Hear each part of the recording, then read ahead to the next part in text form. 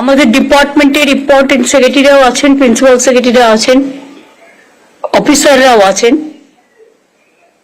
তাছাড়াও concern department যারা বিশেষ করে মিউনিসিপ্যালিটি অ্যান্ড ল্যান্ড ওয়ার্কের সাথে ইনভলভ, তারা অনেকেই এখানে আছেন। এবং আমি বিশেষ করে যেহেতু এইটুকু জায়গায় সবার হবে না বলে হাওড়া 4 জন এমএলএ কে ডেকেছি, আমি সল্টলেকের এমএলএ কে এবং সব্যসাচীকে এবং কৃষ্ণাকে ডেকেছি, মেয়রকে ডেকেছি, আর আমি কলকাতা মিউনিসিপ্যাল কর্পোরেশনের মেয়রকে ডেকেছি অবশ্যই, প্লাস 2-3 জন মিনিস্টারকে আমি ডেকেছি। বাদ বাকি আমাদের পুলিশ অফিসাররা যারা হায়েস্ট র্যাঙ্কের আছে, মনোজ থেকে শুরু করে সিপি থেকে শুরু করে আরো সকলেই এখানে আছেন। এবং জেলায় জেলায় প্রত্যেক councillor, nominated board, elected board, administrator, তারাও সকলে আছেন। আমার কথা কিছুটা তিক্ত হলেও মনে রাখবেন, মিউনিসিপ্যালিটি, পঞ্চায়েত এরাই কিন্তু মানুষের সেবাটা দেয়। গভর্নমেন্ট তাদের টাকাটা দেয়, কিন্তু বিনিময়ে তারা জনসেবাটা দেয়। কিন্তু আমি বেশ কিছুদিন ধরে লক্ষ্য করছি, আমি রাস্তা দিয়ে গেলে যদি আমি দেখি কোথাও এনক্রোচমেন্ট হচ্ছে, যখন হচ্ছে সঙ্গে সঙ্গে কেন আমরা অ্যাকশন নিচ্ছি না? কেউ টাকা খেয়ে, কেউ টাকা খাইয়ে, এবং একটা মাল্টিপল ইন্টারেস্টেড গ্রুপ, তারা এগুলো করছে টাকার বিনিময়ে। কিন্তু তারা ভুলে গেছে রাজ্যের আইডেন্টিটিটা এটাতে নষ্ট হচ্ছে।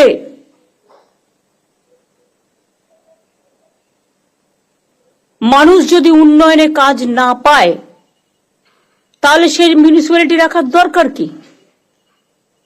সেই পঞ্চায়েত রাখার দরকার কি? আমি হাওড়ায় যদি কয়েকটা কথা বলি, ফার্স্ট, সারা হাওড়াতে আনঅথরাইজড বিল্ডিং ভরে গেছে। রথিন যখন চেয়ারম্যান ছিল, হাওড়াটাকে 12টা বাজিয়ে দিয়ে গেছে। তারপরেও যারা হয়েছে নমিনেটেড বোর্ড মেম্বার বা কখনো কমিশনার, হাওড়া মিউনিসিপ্যালিটি কমিশনার তো আছে, অফিসিয়াল এক্সিকিউটিভ তো আছে, ডিএম আছে, এসপি আছে, আইসিরা আছেন, 4 জন এমএলএ আছেন, অরূপ মিনিস্টার আছেন। সরু রাস্তাও 3-4টে করে ফ্লোর করা হচ্ছে, অ্যাম্বুলেন্স ঢোকবার জায়গা নেই। নো অ্যাকশন, কারণ প্ল্যান পাস করতে গিয়েও নানা রকম হয়রানির শিকার মানুষকে হতে হয়, অথচ আমরা কিন্তু অনলাইন করে দিয়েছিলাম। তা সত্ত্বেও সেটা কাজে না লাগিয়ে, এর মধ্যে অনেকের ইনভলভমেন্ট আছে, আমি ডাইরেক্ট নাম বলছি না, কারণ প্রেস এবং সমস্ত ডিস্ট্রিক্ট কানেক্টেড আছে। কেউ হিউমিলিয়েট হন, এটা আমি চাই না, কিন্তু I am talking about all, including public representative, officials, police, all. একটা গ্রুপ তৈরি হয়ে গেছে, খালি জায়গা দেখলেই লোক বসিয়ে দিচ্ছে। বলুন তো, একেতে সেন্ট্রাল গভর্নমেন্ট টাকা দিচ্ছে না, তারপরে আমি কটা রাজ্যকে টানবো? বাংলার আইডেন্টিটি নষ্ট হয়ে যাচ্ছে, কেন বুঝতে পারছেন না? আপনার টকের টাকা খাওয়ার জন্য এবং আপনাদের টাকা খাওয়ার জন্য। জমি পাচ্ছেন, বেচে দিচ্ছেন, রাজ্য সরকারের জমি, যেখানে পাচ্ছেন দখলদারি করিয়ে দিচ্ছেন। ওয়ার্স্ট পারফরমেন্স মিউনিসিপ্যালিটি গুলোর। কেন তৈরি করা হয়েছিল আমি জানি না, সবাই বলে মিউনিসিপ্যালিটি করে দিন, লাভটা কি? জনগণ যদি পরিষেবা না পায়, হাওড়াতে কেন এখনো কনজারভেন্সির কোনো সিস্টেম নেই? কেন নেই? আমি আরবান ডিপার্টমেন্টের মেয়রকে জিজ্ঞেস করব। আমি উত্তর এখন চাই না, পয়েন্টগুলো নোট করে নিন। জঞ্জালের ভ্যাট নিয়মিত পরিষ্কার হয় না, রাস্তায় ময়লা চলে আসে ভ্যাট থেকে। যিনি দায়িত্বে আছেন তিনি কি করছেন? আমি যদি জাস্ট বলি, বালি মিউনিসিপ্যালিটি, শ্রীমতী অমৃতা রায় বর্মন, এসডিও হাওড়া, তিনি কি করছেন? Why she is not taking care? Solid management system যেটা, এগুলো তো আমাদের আছে। রিসাইক্লিং হয়, ইচ্ছে মতো টেন্ডার করছেন নিজেরা, তার থেকে কতটা খাচ্ছেন আমি জানি না। কেউ খাচ্ছেন, কেউ খাচ্ছেন না, নিশ্চয়ই দিয়ে টিয়ে খাচ্ছেন। গ্যাং আপ হয়ে গেছে একটা। আমি সরি, আমাকে এই কথাগুলো বলতে হচ্ছে, আমি এর জন্য মোটেই খুশি নই, আমি দুঃখিত। আমি যখন রাস্তা দিয়ে যাই, কোনো লাইট খারাপ থাকলে আমি সঙ্গে সঙ্গে ফোন করি। ঘন্টার পর ঘন্টা লাইট জ্বলেই যাচ্ছে তো জ্বলেই যাচ্ছে। গভর্নমেন্টের টাকা ভাবছে দেবে, গভর্নমেন্ট বসে আছে। টাকাটা আসছে কোত্থেকে? এটা জনগণের টাকা, বুঝতে হবে। কলের জল, পাইপ ওয়াটার, পড়ে যাচ্ছে তো জল পড়েই যাচ্ছে। কিছু লোকের হ্যাবিট আছে, ঢাকনা করলেও ঢাকনাটা খুলেও বিক্রি করে দেয়। তাই যদি হয় তাহলে আমরা মডার্ন সিস্টেমে কেন যাব না? যে যখন আমার বালতি পড়বে বা হাত তুলে আমি জল পাতবো, তখন সেটা চালু হবে, তারপরে সেটা অটোমেটিক্যালি স্টপ হয়ে যাবে। এমন কোন সিস্টেম আমরা আজ পর্যন্ত বের করতে পারিনি কেন?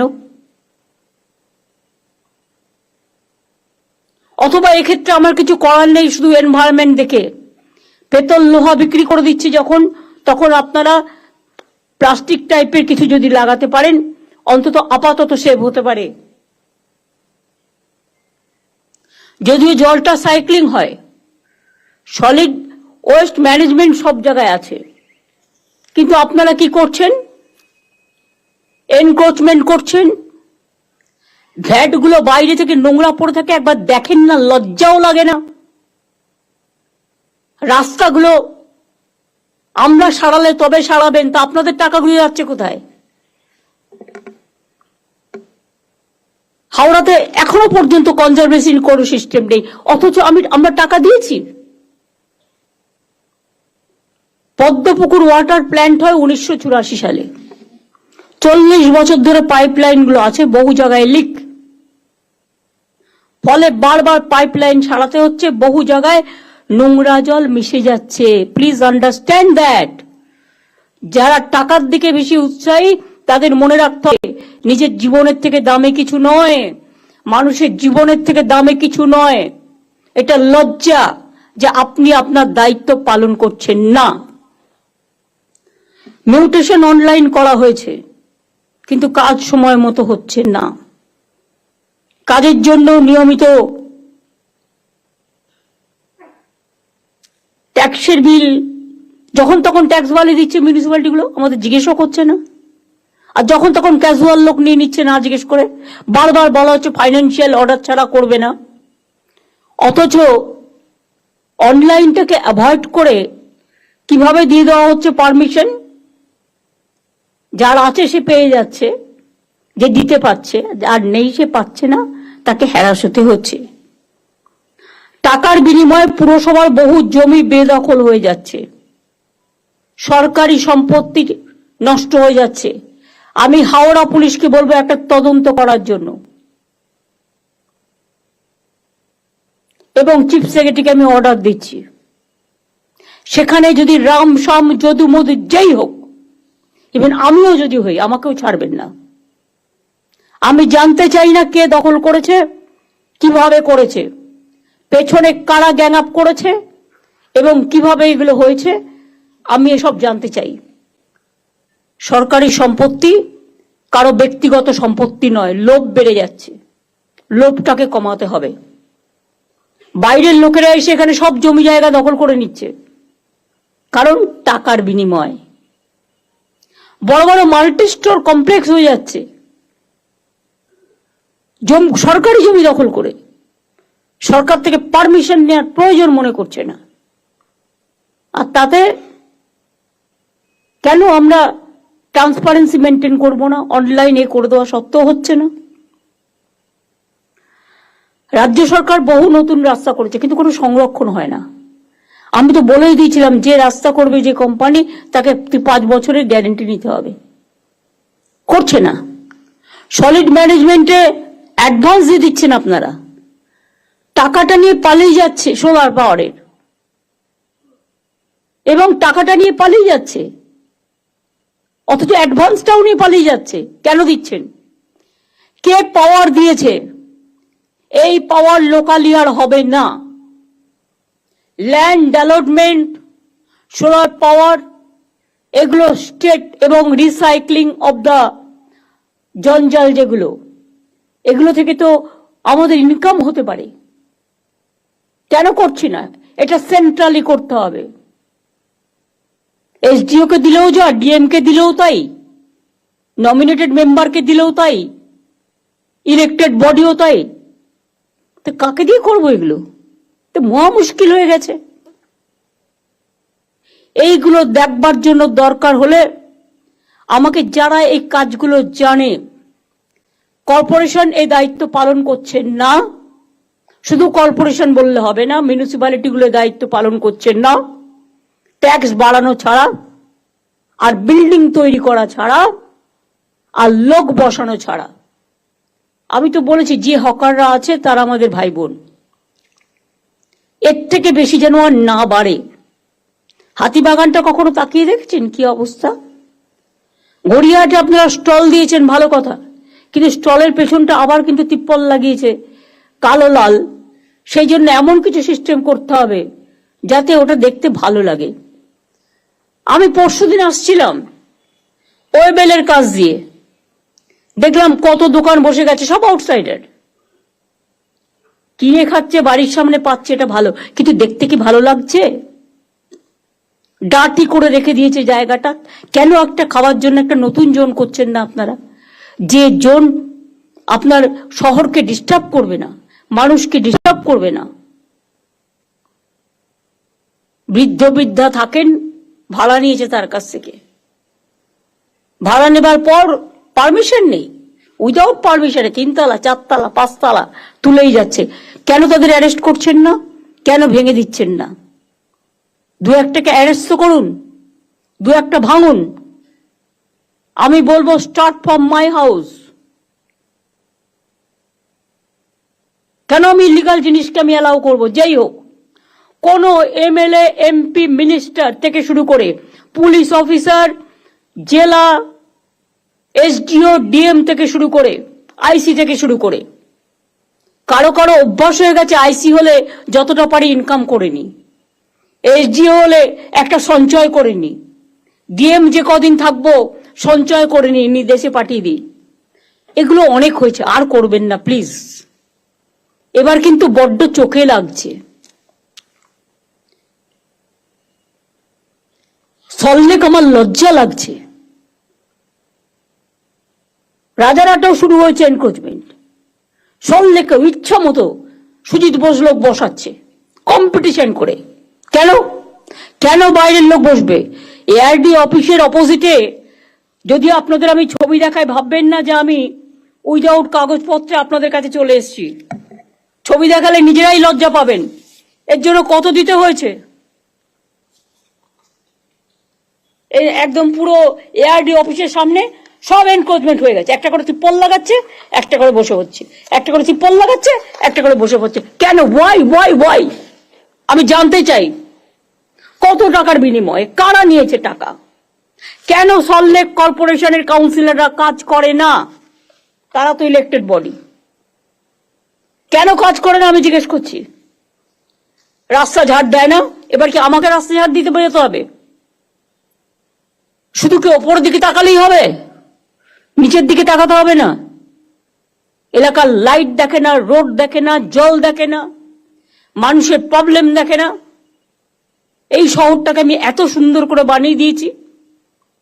কলকাতা শহরে ভিডিও করা ছিল কোন রাস্তা কত পর্যন্ত এনক্রোচমেন্ট আছে, তা সত্ত্বেও একটা করে নতুন ওসি আসে আর বসিয়ে দেয়। আর আমি ঘাতক ঝগড়া করব। আমি রাস্তায় গেলেই দেখতে পাই পুলিশের চোখে পড়ে না, সব চোখে ঠুলি দিয়ে বসে আছে আর ভাবে এগুলো কারো নজরে আসবে না। হাওড়ায় কোনো মিউনিসিপ্যালিটি নেই, এসডিওর আন্ডারে আছে, সুতরাং 4 জন এমএলএ ডাইরেক্টলি অ্যাডভান্টেজ দিচ্ছে। আমি আর নাম বলে লজ্জা দিলাম না। যেখানে যেখানে আমাদের বোর্ড নেই বা কাউন্সিলর ইলেক্টেড নেই, সেখানে কাজ করার সিস্টেমটা কি? সেই এলাকাটা কে করবে? একবার ভেবে দেখেছি, আগে আমি এটা সাফা করব, তারপর আমি ইলেকশনে যাব। যে যে এলাকা, বালি পৌরসভার অবস্থা খুব খারাপ, যে যে এলাকা বোর্ড নেই, নমিনেটেড 5 জন মেম্বার ভাবছে এটা আমাদের প্রপার্টি, নো নট দ্যাট।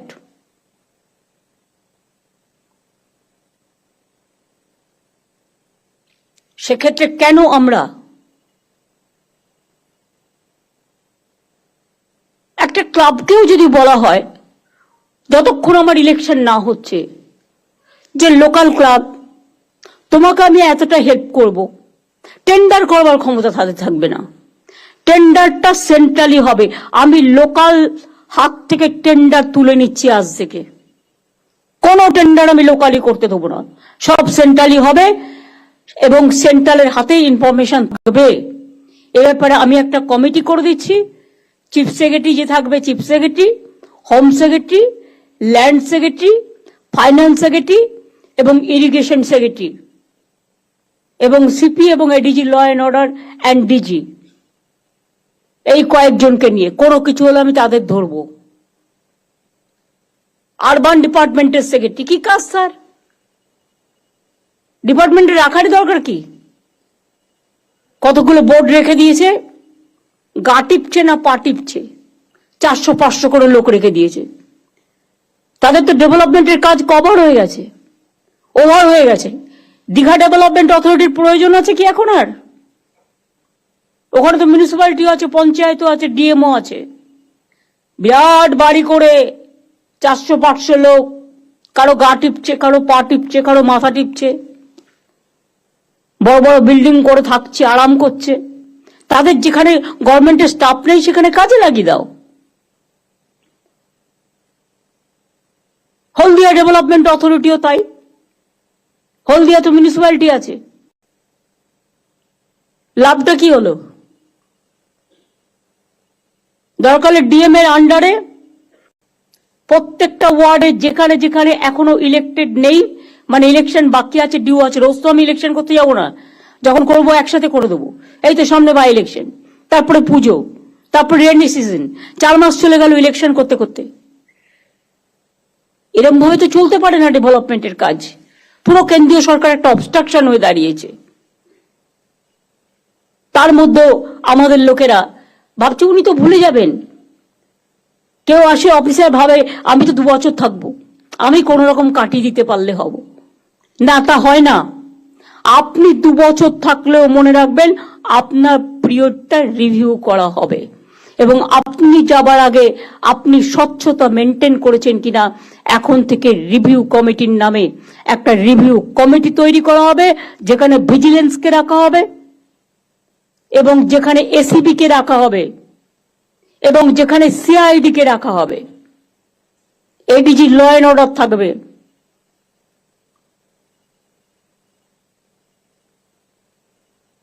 এবং আমি ডাইরেক্টর অফ সিকিউরিটিকেও থাকতে বলছি, যেহেতু তাদের পাবলিক সিকিউরিটিটা দেখতে হয়। অ্যাডেড এরিয়াতে প্রপার প্ল্যানিং নেই, তাই এখনো পুরসভার মধ্যে কাঁচা রাস্তা রয়ে গেছে। যেমন জোকা, অনেক কাঁচা রাস্তা এখনো রয়ে গেছে। কেন রয়ে গেছে? কলকাতা কর্পোরেশনের আন্ডারে। জাস্ট হ্যাভ এ লুক তর্ক করার আগে। নিকাশি নালা পরিষ্কারের জন্য রাজ্য সরকারের তরফ থেকে কোটি কোটি টাকা দেয়া হলেও কাজ ঠিক হচ্ছে না।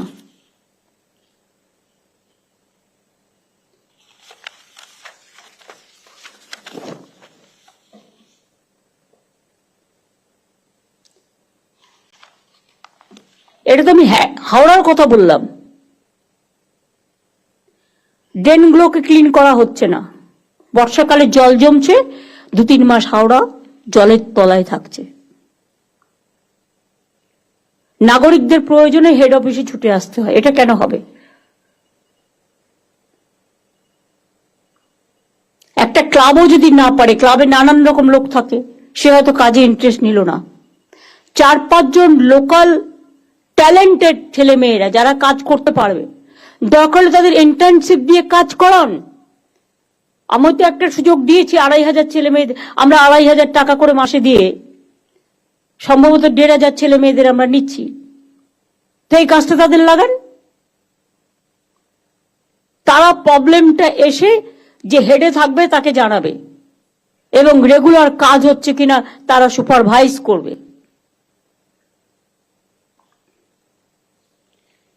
হাওড়া পুরসভার প্রশাসক সব দায়িত্ব নিজের হাতে রেখেছেন, কারোর সাথে আলোচনা করেন না, গায়ের জোরে চলেন।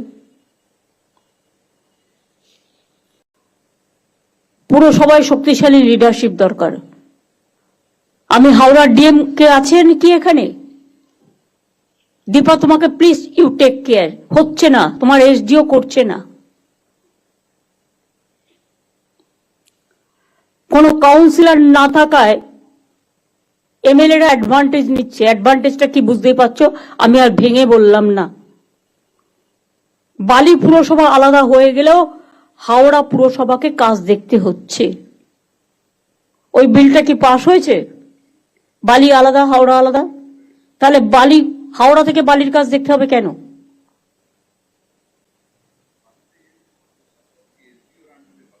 না, এসডিওর আন্ডারে দেবে না, এসডিও কাজ করছে না। আমি ডিএম এর আন্ডারে লোকাল এমএলএ কে সাথে নিয়ে বলবো একটা প্ল্যানিং তৈরি করতে। এসডিও এটা দেখবে না, সে করছেন না বলেই তো বলছি।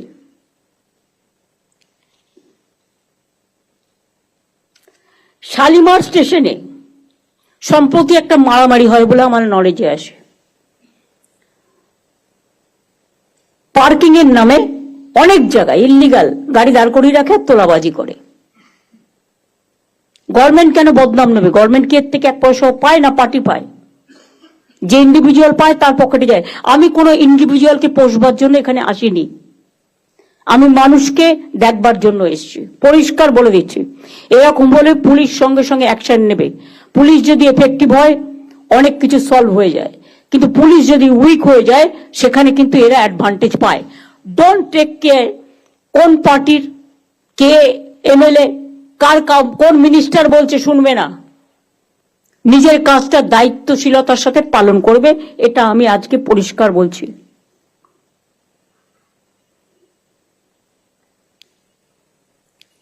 39 নম্বর ওয়ার্ডে হাওড়ায় টাকা নিয়ে বিভিন্ন জায়গায় প্রাইভেট পার্কিং করা হয়েছে।